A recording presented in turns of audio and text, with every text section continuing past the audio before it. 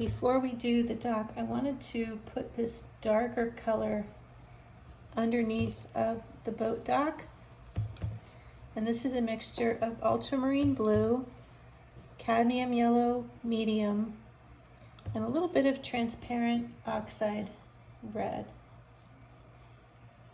And incidentally, you could use burnt umber, burnt sienna, transparent oxide red, any of those warm, earthy red colors. I have a lot of paints to choose from, so to keep things interesting for myself and to keep my paintings interesting, I tend to switch up my colors a lot. I'm not a limited palette painter, and I like to play with color and have different colors available to me to paint with. It definitely keeps my job more interesting. So I've mixed up an even darker version with more of the red in it to make this even darker under the dock and kind of in this corner here. I'm going to come right into the boat with this darker color.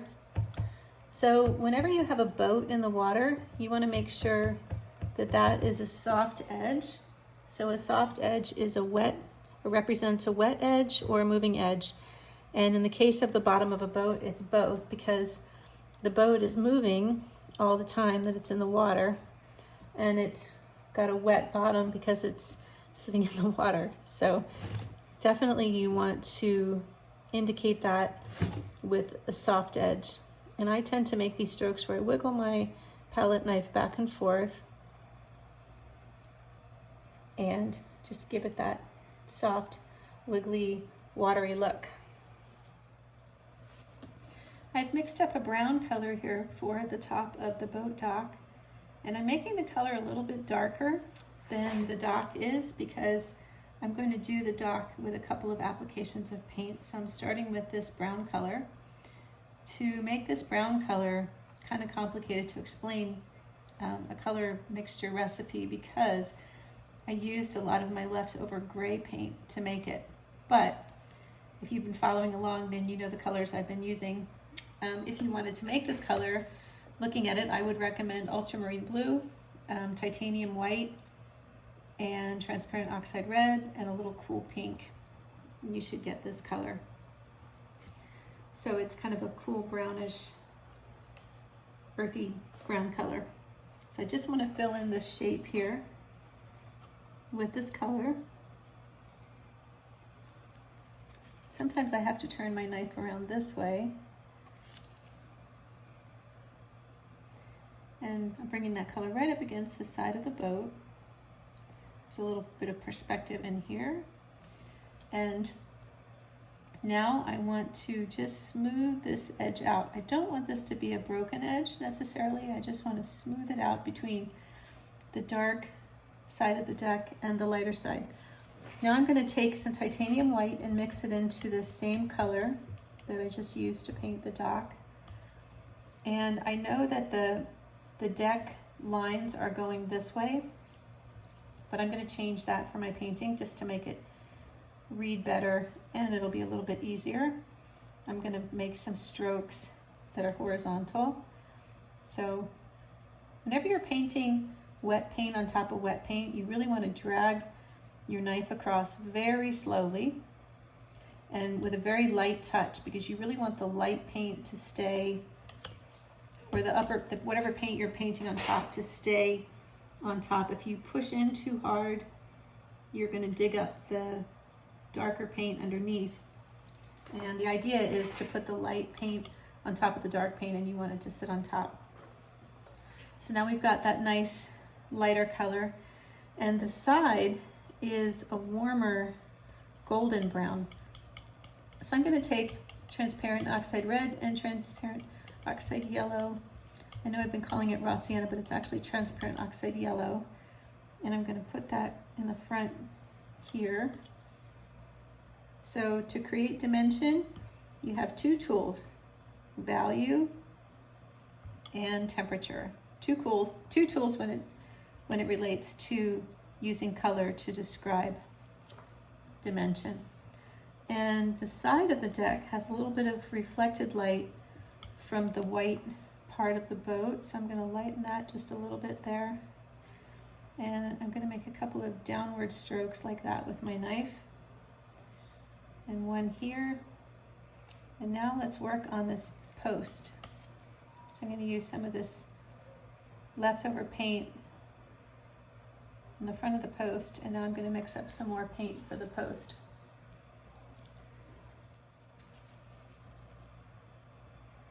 So I've made the post a darker gray. I decided that light color was too light. Whenever anything is wood or cement in your painting, definitely take the liberty to make it whatever color is going to work best for your painting. You're not always presented with the right colors and values to work with, and many artists spend so much time trying to mix the exact color of the cement or asphalt or whatever it is that's in front of them, when that's really not what the painting's about.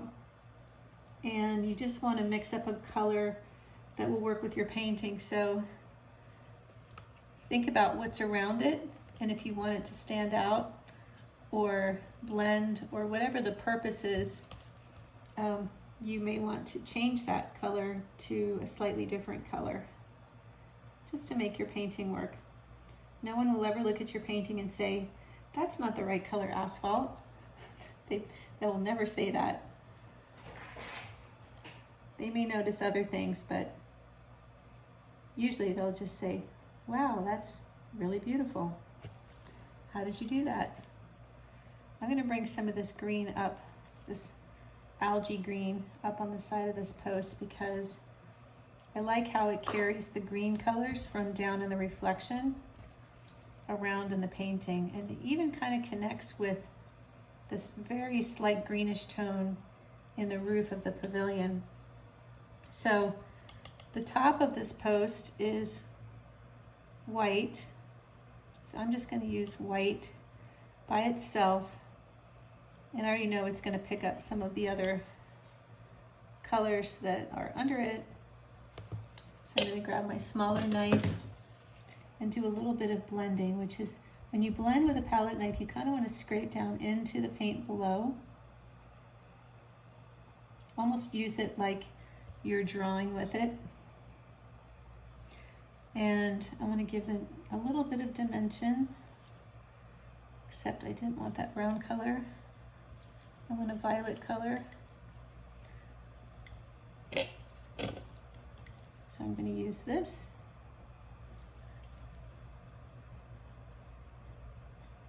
And just blend that in there.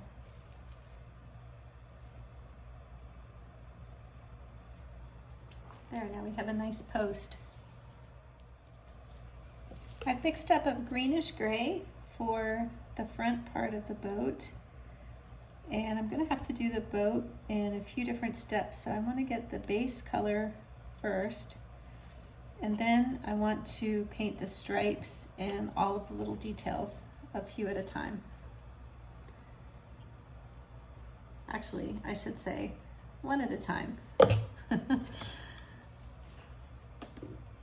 There's definitely a coordination to painting and talking, and sometimes I think I'm too far over into my right brain when I'm demoing and I say the wrong thing or get ahead of myself or something.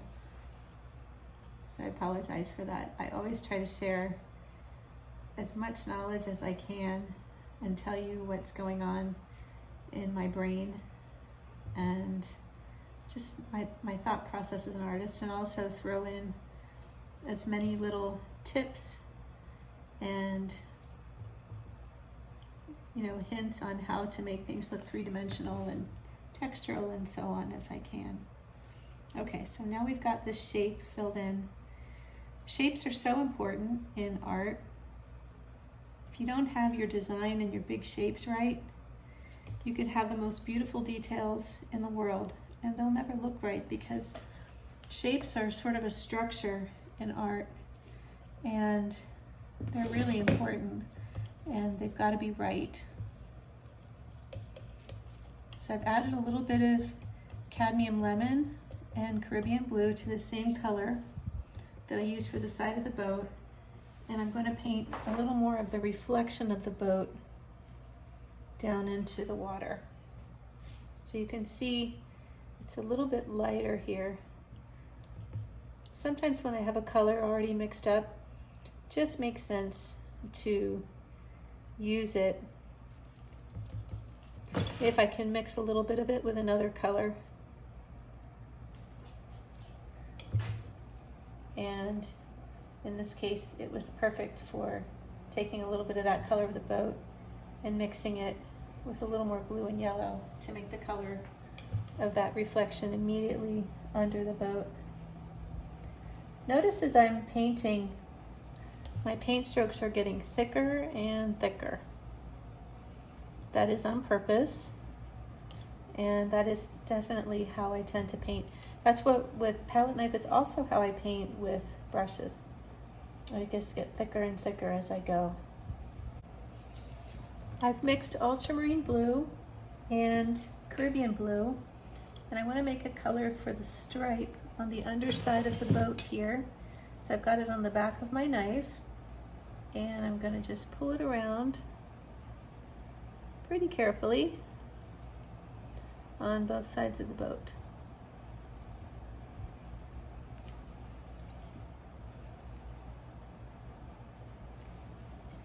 Now, if you'll notice, there's sort of a white line down the front of the boat. So I'm just using some plain white, and I'm mixing it in with the thick paint that's underneath. And I'm going to put a little bit on this outside edge here. So wherever I see it a little bit lighter, I just want to mix it in with the paint that's already there.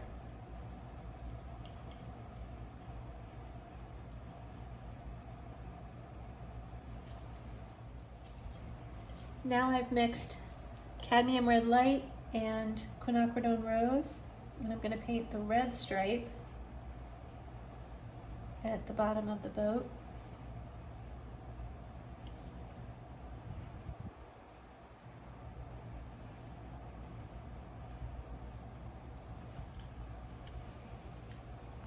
And now I'm going to paint the green stripe using Caribbean blue and permanent green and a little bit of ultramarine blue.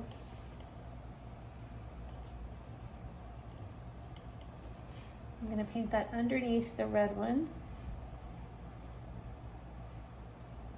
I would say the hardest thing to do in palette knife painting are details.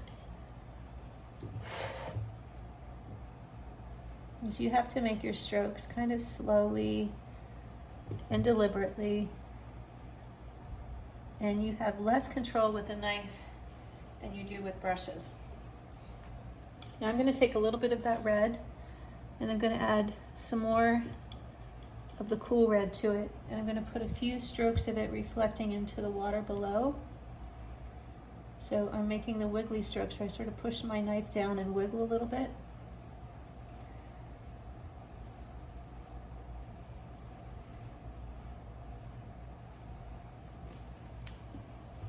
And I kind of go over to the side here and get darker, a little murkier back there. Same with the right side. They're definitely darker when they're further from the viewer.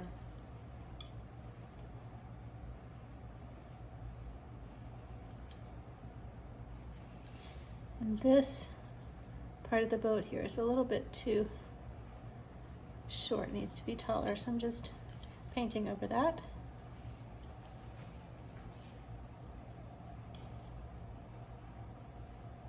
I'm going to take some of this deep green color, and I'm letting this do what's called marbling. So marbling is when the color isn't mixed together perfectly, but you let it sort of mix as you push the paint around. It's a technique that is very difficult to do with brushes, much easier to do with palette knife, and it's sort of a part of the palette knife look. Doesn't have to be if you don't like it, but it's definitely a neat thing. It makes those little sections of your painting look so much more interesting if they have a little marbling. But it's also something you want to do more towards the end of your painting.